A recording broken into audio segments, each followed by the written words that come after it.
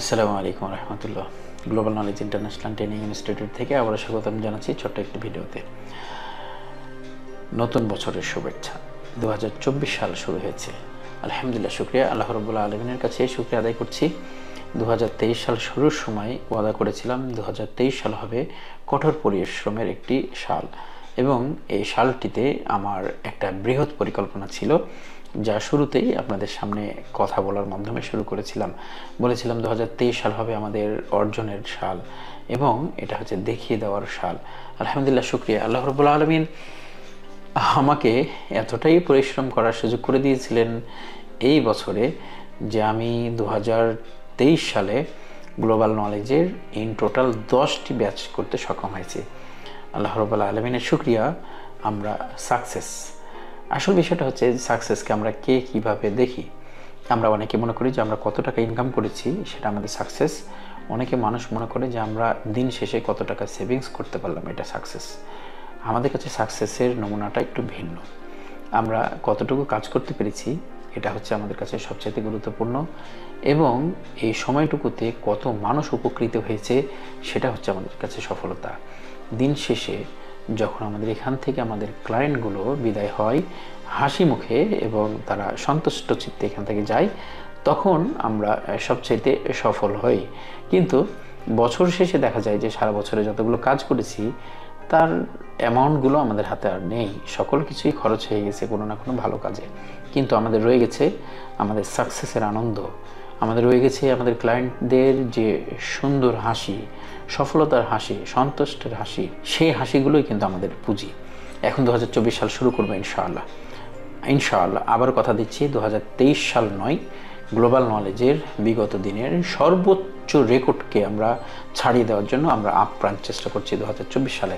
এবং 2024 সাল হবে মোস্ট অ্যাডভান্স লেভেলের একটি সাল। 2024 সালের প্রথম ব্যাচ শুরু হবে ফেব্রুয়ারির 1 তারিখ থেকে, এবং এই 1 তারিখ থেকেই আমরা নতুন প্ল্যানে, নতুন উদ্যমে, নতুন শিডিউলে, নতুন সিলেবাসে আমরা আবার শুরু করবো ইনশাআল্লাহ। যারা 2024 সালের নতুন ব্যাচে অংশগ্রহণ করতে চান, জানুয়ারির 15 তারিখের মধ্যে আপনারা বুকিং সম্পূর্ণ করবেন ইনশাআল্লাহ। দেখা হবে ইনশাআল্লাহ ফেব্রুয়ারির 1 তারিখে। এই মুহূর্তে আমরা ওভিপিআইসি সম্পর্কে কথা বলবো। ওভিপিআইসিকে আমরা খুব সহজেই জাম্পার করে ফেলি, কিন্তু ওভিপিআইসির কয়টা কোয়ালিটি আছে। ওভিপিআইসি আমরা কখন জাম্পার করতে পারবো এবং কখন জাম্পার করতে পারবো না, এবং জাম্পারের চাইতে আরও ভালো কোনো ফর্মুলা আছে কিনা, সেটা কিভাবে, সে বিষয়টি নিয়ে আমি ডিসকাশন করার চেষ্টা করবো ইনশাল্লাহ। আসুন আমরা ওভিপিআইসি কত প্রকার, জাম্পারের সঠিক নির্দেশনা সহ সকল বিষয়গুলো একটু জানার চেষ্টা করি। এই মুহূর্তে আমরা ওভিপি সম্পর্কে ধারণাটা নেব। Over voltage protection most important part. বর্তমান সময়ে এটা সম্পর্কে যদি আমরা না জানি তাহলে আমাদের কাজগুলো অনেক ক্ষেত্রেই প্রবলেম হবে, আর আমরা হর হামেশাই এটাকে বারবার বাইপাস করতে চাচ্ছি। তো ওভিপি আইসিকে আমরা কয়েক ভাগে ভাগ করতে পারি। কিছু ওভিপি আইসি আছে, ওভিপি এটার সঙ্গে আপনার এসডিএ এবং এসসিএল এই দুটি সম্পৃক্ততা থাকে। এরপরে আরও একটি বিষয় আমরা দেখি, সেটা হচ্ছে ডেট, যেটাকে হচ্ছে ডিটেকশন লাইন হিসেবে আমরা জানি। তো যখন কোনো ওভিপির সঙ্গে আমরা এসডিএ, এসসিএল অথবা ডিটেকশন লাইন থাকবে, তখন সেই লাইনগুলোর যখন আমরা মার্ক করে দেখব যে এই লাইনগুলো আসলে সাপ্লাইটা কোত্থেকে আসছে, তখন আমরা এই ওভিপি আইসিগুলোকে কখনোই জাম্পার করতে পারবো না। তাহলে সাবজেক্ট কি, আমরা ওভিপি আইসিকে কখন জাম্পার করতে পারবো। ওকে,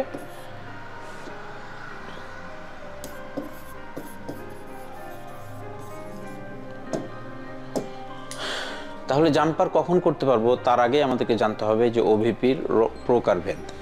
ওভিপি আইসিকে আমরা এভাবে নিতে পারি। এখানে দেখুন, যখন আমরা ডায়াগ্রামগুলোকে ভালোভাবে জানবো, এটা হচ্ছে স্যামসাং A307F এর একটি ওভিপি। এখানে দেখুন যে নিউ আইটেম লেখা আছে। তো নিউ আইটেম যেটা আছে, এই যে নিউ আইটেমটা লেখা, যখন নিউ আইটেম আছে তখন বুঝতে হবে যে এখানে কিছু চেঞ্জেস আসছে, এবং কোম্পানিগুলো কিন্তু আমাদেরকে ডায়াগ্রামে সেই ইনফরমেশনগুলো প্রোভাইড করে। এখন আমরা দেখতে পাচ্ছি যে এখানে ভিভাস IF5V0, তার মানে 5 ভোল্ট 5.0 ভোল্টকে 5V0 বোঝানো হয়েছে এবং এই 5 ভোল্ট এখানে যখন ইন হয় তখন ফার্স্ট টাইম আমরা দেখি যে একটা ভিবাসের IF 5.0 জে ট্যাগ, তার মানে আমাদের যে জে ট্যাগ লাইন আছে, জে ট্যাগ লাইনে যে ভোল্টেজটা প্রয়োজন সেটা কিন্তু আমাদের আরও একটা ওয়ে থেকে বের হয়ে যাচ্ছে এবং অ্যান্ড দেন এখানে আমরা একটা ডায়োড পাচ্ছি। এই ডায়োডটা আমরা জানি যে এখানে ওভার ভোল্টেজ থেকে সুরক্ষার জন্য এই ডায়োডটাকে ব্যবহার করা হয়েছে এবং এটা রিভার্স বায়াসে কাজ করছে। অ্যান্ড দেন তারপরে আমরা একটা ক্যাপাসিটর পাচ্ছি ফিল্টারিংয়ের, তারপরে আমাদের লাইনটা চলে যাচ্ছে এবং এখানে দেখুন যে 1 2 3 B3 C2 C3 তিনটে লাইনের মাধ্যমে এখানে ইনপুট হচ্ছে। এখন বিষয়টা হচ্ছে যে একটা আইসিতে তিনটি লাইন হয়ে কেন ইনপুট হলো, আবার এখানে আউটপুটও কিন্তু তিনটি লাইন হয়ে আউটপুট হচ্ছে। দেখুন তিনটি লাইন। এখন এটার যে মূল বিষয়টা সেটা হচ্ছে যে বর্তমান সময়ে চার্জিংয়ের যে লাইনগুলো সেগুলো হচ্ছে হাই অ্যাম্পিয়ার, 2 3 2.5 3.5 এরকম অ্যাম্পিয়ার থাকে। তো এই অ্যাম্পিয়ারগুলো যখন ইনপুট হয় তখন দেখা যায় যে আমাদের এই সিঙ্গেল লাইন হলে লাইনগুলো জ্বলে যেতে পারে, যার কারণে আমাদের ব্যবস্থাপনায় এভাবে একাধিক পিনগুলো ব্যবহার করা হচ্ছে। এখন এখানে দেখুন আমরা যে বিষয়টা দেখছি সেটা হচ্ছে ইনপুট আর আউটপুট। আমরা সবসময় এটাকে জাম্পার করতে থাকি, কিন্তু দেখুন এখানে কি আছে OVLO।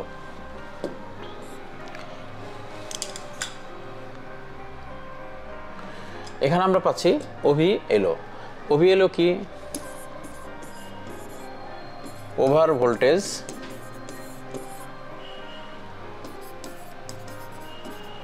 Lock out. তো ওভার ভোল্টেজ লক আউট যে সিস্টেমটা, এটা দেখুন C1 থেকে আপনার হচ্ছে A4 B4 C4 and then এখানে কানেকশন আছে। তাহলে এই লাইনগুলোর সঙ্গে গ্রাউন্ড সাপ্লাই রয়েছে। এটা কি কাজ করছে সে বিষয়ে আমাকে জানতে হবে। OVLO আমরা দুইভাবে পেতে পারি। আমরা ওভার ভোল্টেজ প্রোটেকশনে দুইভাবে OVLO পাই। একটা হচ্ছে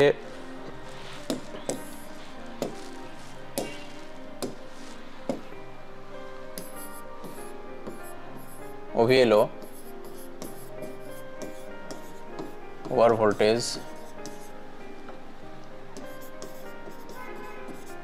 লক আউট,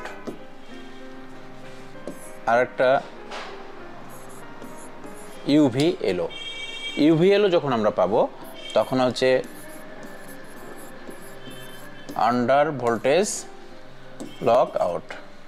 এই দুটার অর্থ হচ্ছে যখন আমাদের এই সার্কিটে ভোল্টেজ আসার কথা হচ্ছে 5 ভোল্ট, তো 5 ভোল্টের যখন আমরা বেশি পেয়ে যাই তখন সেটা হচ্ছে ওভার ভোল্ট যখন আসে তখন এই OVLOর মাধ্যমে ওভার ভোল্টেজ প্রোটেকশনের জন্য এই আইসিটাকে লক করে দেয়। লক করে দিলে কিন্তু আমাদের আইসির ভোল্টেজটা আউটপুট হয় না, আর আউটপুট যখন হয় না তখন আমাদের চার্জিং আইসিটা সেফ থাকে। কিন্তু আন্ডার ভোল্টেজ লক আউট সেটা হচ্ছে কি? আন্ডার ভোল্টেজ লক আউটটা হচ্ছে যখন আমার 5 ভোল্টের কম ভোল্টেজ আসবে, যেমন আমার 5 ভোল্টের জায়গায় আসতে পারে 3 ভোল্ট 3.2 3.5 অথবা 1.2, যেটা আসুক না কেন, যখন 5 ভোল্টের কম ভোল্টেজ আসবে তখন ওই ভোল্টেজটাকেও লক আউট করার জন্য UVLO কাজ করে। এখন বিষয়টা হচ্ছে এখানে আমরা আরও একটা সাবজেক্ট দেখছি, সেটা হচ্ছে বাস ডিটেক্ট। বাস ডিটেক্টে লাস্টে যে দেখুন ডায়াগ্রামে এখানে আছে ভিবাস ডেট। তো ভিবাস ডেট যখন ব্যবহার করা হয়েছে এবং এখানে একটা কিন্তু আমাদের লিঙ্ক ব্যবহার করা হয়েছে, এই লিঙ্কে আমরা ক্লিক করলে এই লিঙ্ক কিন্তু কোনো একটা আইসির ভিতরে আমাকে সাজেস্ট করবে। অতএব এখানে কিন্তু এই OVP আইসিটাকে জাম্পার করার সুযোগ থাকছে না আপনার। তার মানে এই আইসিটা যখন আমরা এখানে যদি পেয়ে যাই সিরিয়াল ডাটা, সিরিয়াল ক্লক, সেক্ষেত্রেও কিন্তু আমরা এটাকে জাম্পার করতে পারবো না। যেমন এখানে আসুন, আমি কিন্তু এখানে লিখেছি অলরেডি ওভার ভোল্টেজ প্রোটেকশন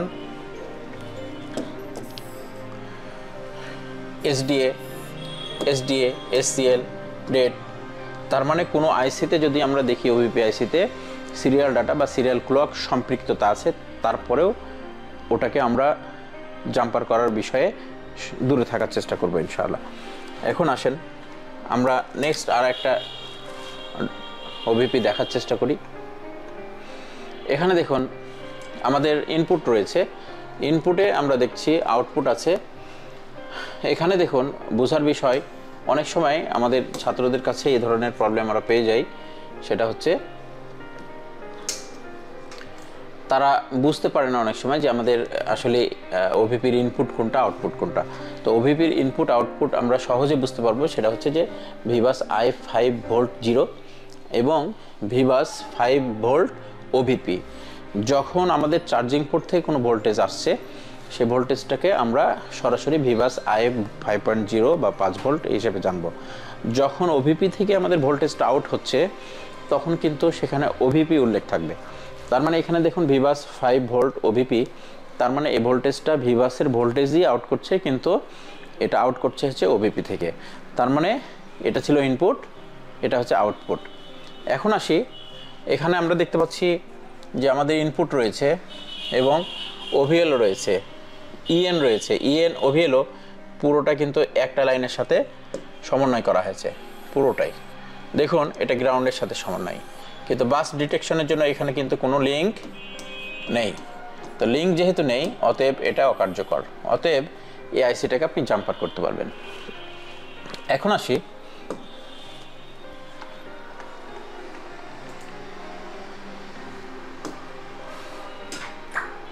এখানে দেখুন আরও একটা আইসি দেখেছি, এটা ওভিপি আইসি। আমরা দেখতে পাচ্ছি ইউএসবি ভিবাস আর ইউএসবি ওভিপি ভিবাস। এখানে ভোল্ট উল্লেখ নাই, কিন্তু ওভিপি এবং ভিবাস উল্লেখ আছে। এই আইসিতে আমরা যেটা দেখতে পাচ্ছি,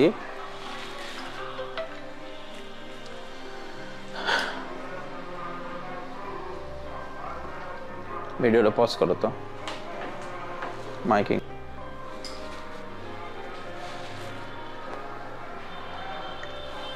আমরা এখানে দেখতে পাচ্ছি যে এখানে আরও একটা আইসি নাম্বার হচ্ছে Q5503। এটাও কিন্তু ভিবাস, ইউএসবি ভিবাস, এবং ওভিপি থেকে আমাদের আউটপুট হচ্ছে ইউএসবি ওভিপি ভিবাস। এখানে আমরা লাইন দেখতে পাচ্ছি ইনপুট, এখানে ওভিএলও এবং ইএনটা দেখতে পাচ্ছেন গ্রাউন্ডের সাথে, আর এখানে হচ্ছে গ্রাউন্ডের লাইনগুলো দেওয়া আছে। এই আইসিটাকে আমরা অনায়াসে জাম্পার করতে পারবো। আমরা আরও একটি ওভিপির মডিউল দেখছি, এখানে দেখতে পাচ্ছেন ইউএসবি ভিবাস, আর আমরা এখানে দেখতে পাচ্ছি ইউএসবি ওভিপি ভিবাস। তার অর্থ এই যে এখানে চার্জিং পোর্ট থেকে যেটা ইনপুট হয় আর আউটপুট হচ্ছে ওটা। এখন বিষয়টা হচ্ছে এখানে যে লাইনটা আমরা দেখতে পাচ্ছি, সেটা হচ্ছে যে ভিবাস থেকে আমাদের লাইনটা এখানে ইন হলো, এবং দেখুন ভিবাস থেকে লাইন ইন হওয়ার সময় লাইনটা এখানে গেছে, এবং এটা 3টা লাইনের সমন্বয়ে ওভিপিতে ইনপুট হয়েছে, এবং আউটপুটের জন্যও কিন্তু 3টি লাইন সমন্বয় করেছে। এখন এখানে যে কম্পোনেন্টগুলো ব্যবহার করা হয়েছে, এটা হচ্ছে 1 মেগা ওহমের একটি কম্পোনেন্ট, আর এটা হচ্ছে আপনার 100 কিলো ওহমসের একটা কম্পোনেন্ট, এবং এটা হচ্ছে রেজিস্টার, একটা থার্মাল ওয়েজ হিসেবে কাজ করছে। সেফটি সিকিউরিটিতে আমরা এখানে ক্যাপাসিটার পেয়েছি 2টা, 50 ভোল্ট আর 35 ভোল্টের। এখন বিষয়টা হচ্ছে কি দেখেন, ওভিএলও যেটা হচ্ছে আপনার একদম থার্মাল রেজিস্টার সিস্টেমের সঙ্গে সে অ্যাড করেছে ওভিএলওটাকে। এবং এখানে যেটা দেখতে পাচ্ছি যে আমাদের এই ওভিপির সঙ্গে বাইরে কিন্তু আমাদের থার্মাল রেজিস্টারটাকে ব্যবহার করা হয়েছে, যেটা আমরা এর আগে ওভিপিতে ওভিএলওর সঙ্গে কিন্তু বাইরে আমরা রেজিস্টার পেয়েছিলাম না। কিন্তু এখানে আমরা যে বাইরে রেজিস্টার পাচ্ছি, এই রেজিস্টারগুলো আসলে ওভিপির ভিতরে সমন্বয় করা হয়। ওভিএলওর জন্য যে আপনার ওভার ভোল্টেজ লক আউট সিস্টেমটা আছে, লক আউট সিস্টেমটা এখানে যে আমরা 1 মেগা ওহম এবং হচ্ছে 100 কিলো ওহম আছে, এই দুটা রেজিস্টারের যে সমন্বয়টা, সেটা কিন্তু আমাদের ওভিএলওর ভিতরে, মানে ওভিপির ভিতরেই সার্কিটে ইন্টিগ্রেটেড করা ছিল। আর এখানে আমরা সেটাকে বাইরে দেখতে পাচ্ছি, যেহেতু এই আইসির সার্কিট ডিজাইনটা ভিন্ন, যার কারণে কোনো আইসির ভিতরে অনেক সময় সমন্বয় করা হয়, কখনো বাইরে। এখন দেখুন এখানে ইএন যেটা আছে সেটা গ্রাউন্ডের সাথে সম্পৃক্ত। এখানে এসডিএ অথবা ডিটেক অথবা হচ্ছে এসসিএল এ ধরনের কোনো সাবজেক্ট ইনক্লুডেড না থাকার কারণে এটা আমরা জাম্পার করতে পারবো।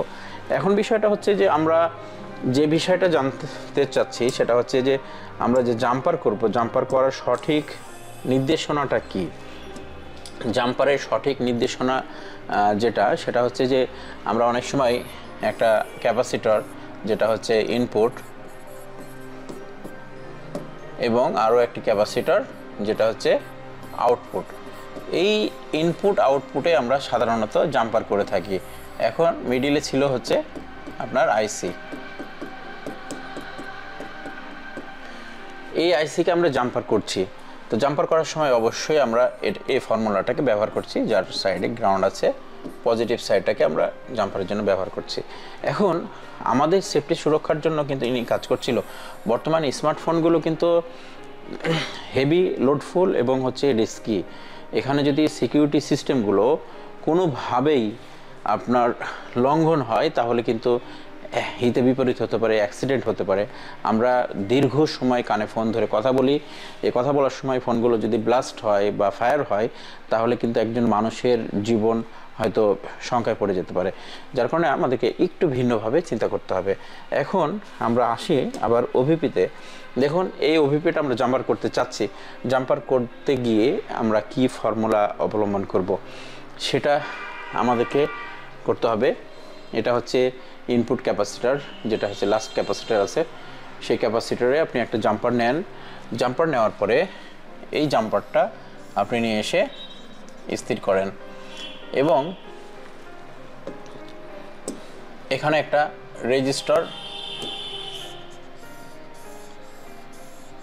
ব্যবহার করেন।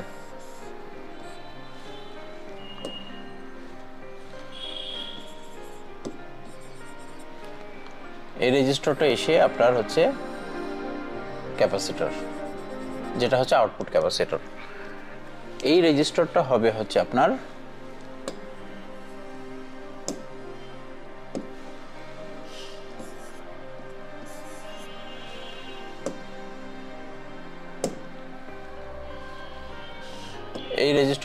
আপনার 0 ওহমের, অথবা এখানে আমরা 1 ওহম, 2 ওহম, 5 ওহম মানে ছোট কিছু ওহমের একটা রেজিস্টার এখানে আমরা ব্যবহার করতে পারবো। এটা কিন্তু আপনার ফিউজের মতো কাজ করবে। এবং এই রেজিস্টারটা যদি আমরা ব্যবহার করে থাকি তাহলে দেখা যাবে যে এখান থেকে কখনো যদি ওভার ভোল্টেজ আপনার আসার কোনো সুযোগ তৈরি হয় তাহলে আমার এখানে এসে এটাকে ড্যামেজ করবে। যখন আমার এই রেজিস্টারটা ওপেন হবে তখন আমরা নেক্সট যে সার্কিটটা আছে সেটাকে আমরা সুরক্ষিত করতে পারবো। তাহলে আজ থেকে আমরা ওভিপি যখন জাম্পার করি অবশ্যই সেখানে আমরা একটা রেজিস্টার ব্যবহারের জন্য চিন্তা ভাবনা রাখি ইনশাআল্লাহ। এবং সেই ওভিপিগুলোকে কখন আমরা জাম্পার করার চেষ্টা না করি যেগুলোর সঙ্গে এসডিএ, এসসিএল অথবা ডিটেকশনের লাইনগুলো রয়েছে। আশা করি ভিডিওটির মাধ্যমে অনেকে উপকৃত হয়েছেন। সকলকে ধন্যবাদ জানাচ্ছি। ভিডিওটি শেয়ার করার অনুরোধ করে শেষ করছি। আসসালামু আলাইকুম ওয়া রাহমাতুল্লাহ।